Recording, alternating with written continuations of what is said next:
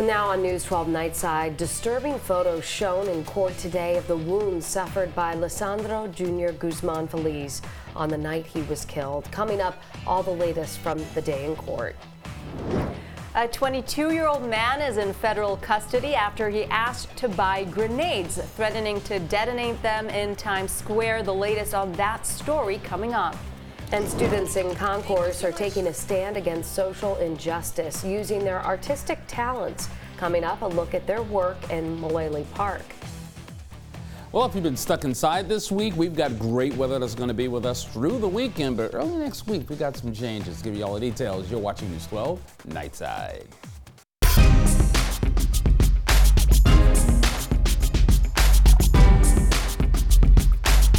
Thanks for joining us here on News 12 Nightside on this Friday evening. I'm Christy Reeder. And I'm Michelle Devone. On day number 15 of the junior trial, the prosecution rests its case, but not without a graphic and powerful finish. News 12 Nightside's Anthony Carlo has the story from the Bronx County Hall of Justice.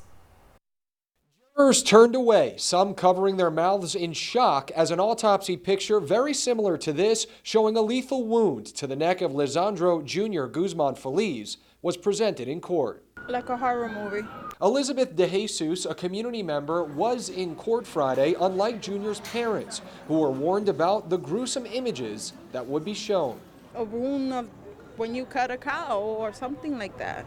Dr. Sofia Rodriguez from the New York City Office of Chief Medical Examiner performed Junior's autopsy, testifying that the wound, more than 4 inches in depth, was caused by a single-edged knife or blade that made it from the right side to left of Junior's neck, hit the muscle, hit the vein, hit the tissue on the backside of the mouth, cutting bone that protects the spinal cord, and leaving an exit wound on the other side of the teen's neck.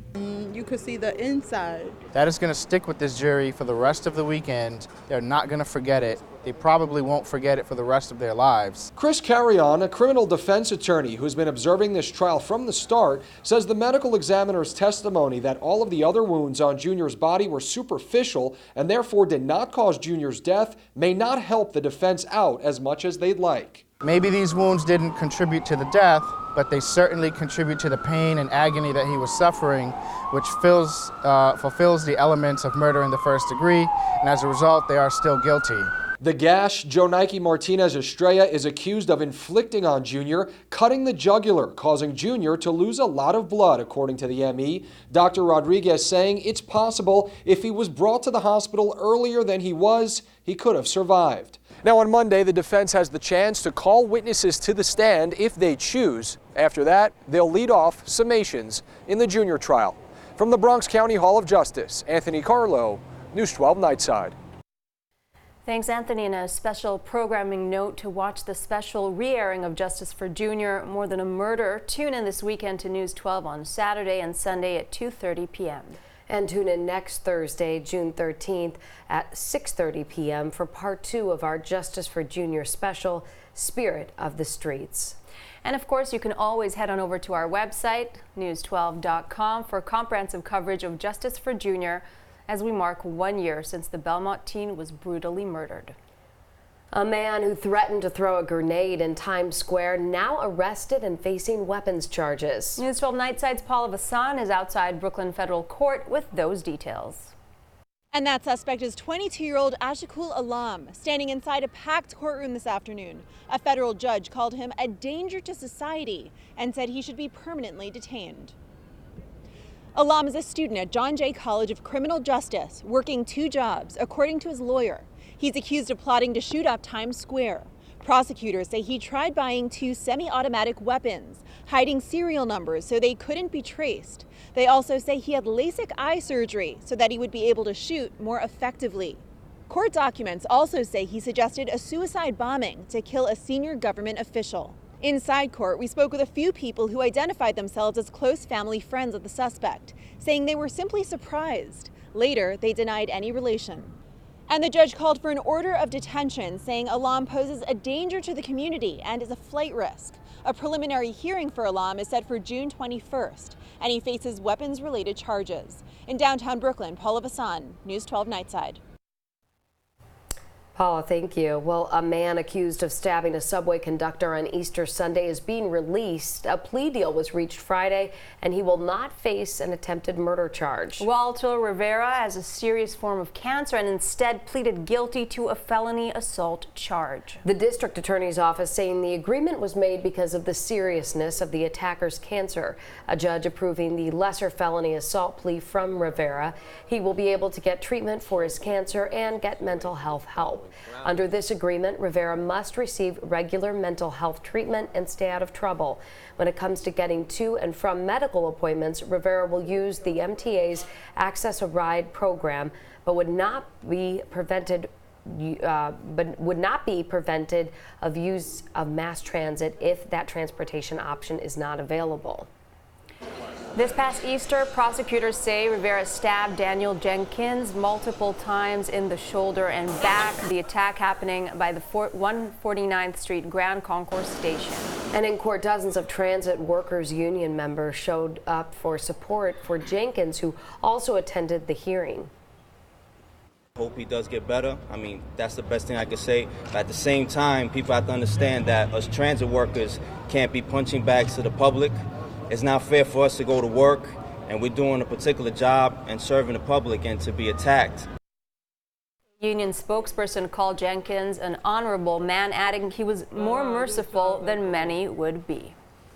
Let's get now to our hyperlocal forecast. We're headed into the weekend here, Oh, Daryl, yeah. and we want to know how the weather's going to be. Well, you enjoyed today, right? Yeah, it was very nice. And you enjoyed yesterday. That's right, because Chrissy wasn't here yesterday. I know, I've been sick dealing with sinus infection. That's not what I heard. I heard something about you hanging out with the baby at a park and enjoying the day.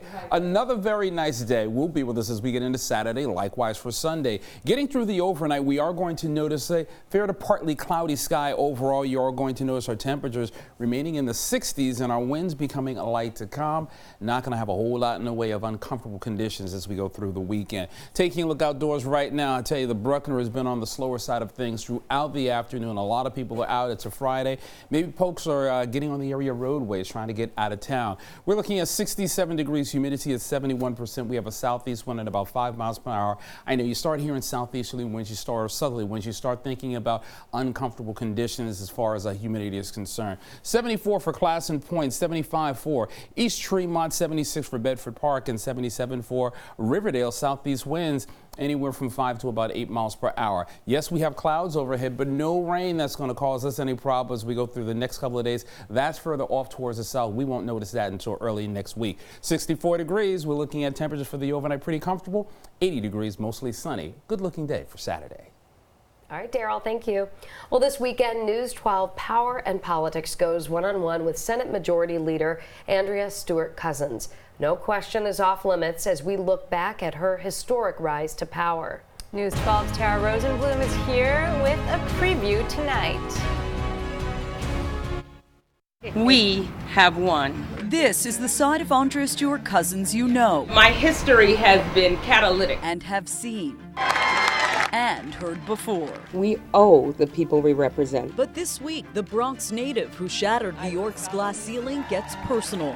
He'd be proud of me. In a wide-ranging interview. And have you ever experimented with marijuana personally? Where no question was off limits. How is your relationship, and be truthful here, with Governor Andrew Cuomo? New York State Senate Majority Leader, a guest on a special edition of Power and Politics. What barriers still exist for women in the state of New York? First of all, I got to say that we've come an incredibly long way. And as the first black woman, in fact, the first woman of any race to lead a conference in the state, she should know, having turned upside down the so-called 3 men in a room culture that dominated New York politics for more than 2 centuries. I do solemnly swear. Now she has one of the toughest leadership roles in the state, presiding over the most diverse group of state senators in history. How do you handle the challenge of leading so many different personalities and so many new faces who want change, and they want change immediately? That's right. How do you do that? Well, you do it because you respect what they did to get there, and you respect the reasons why they came. From the rapidly changing face of politics to congestion pricing and your tax bills, we covered it all, and the conversation also turned extremely personal. Do you have any regrets in your career? That question and so much more this weekend. In the Bronx, I'm Tara Rosenblum, News 12. And you can catch Power and Politics with Senate Majority Leader Andrea Stewart-Cousins Sunday morning at 9 right here on News 12. A Mott Haven building is plagued by chronic elevator outages, and now residents are speaking out. Jimsika Mirabito says she's lived at 130 Willis Avenue for more than 10 years without a working elevator for the past 7 months. After multiple knee surgeries, she says the outage is affecting her health, as is the case with another tenant who is forced to carry her baby and stroller up and down the stairs. Department of Buildings records show more than a dozen complaints stating it's been out for different time periods over the last year. They left a sign in April that it would be fixed as soon as possible, and we haven't heard anything from them. Sometimes I don't even want to leave because I have to bring a whole bunch of stuff. I'm thinking about what I got to do, so I'm limited of what I'm bringing in and out of the building. The president of building management company Sobro tells us that he believes the elevator has only been out for 3 weeks, but that they're working to get it fixed, and he does feel bad for the burden it's causing residents.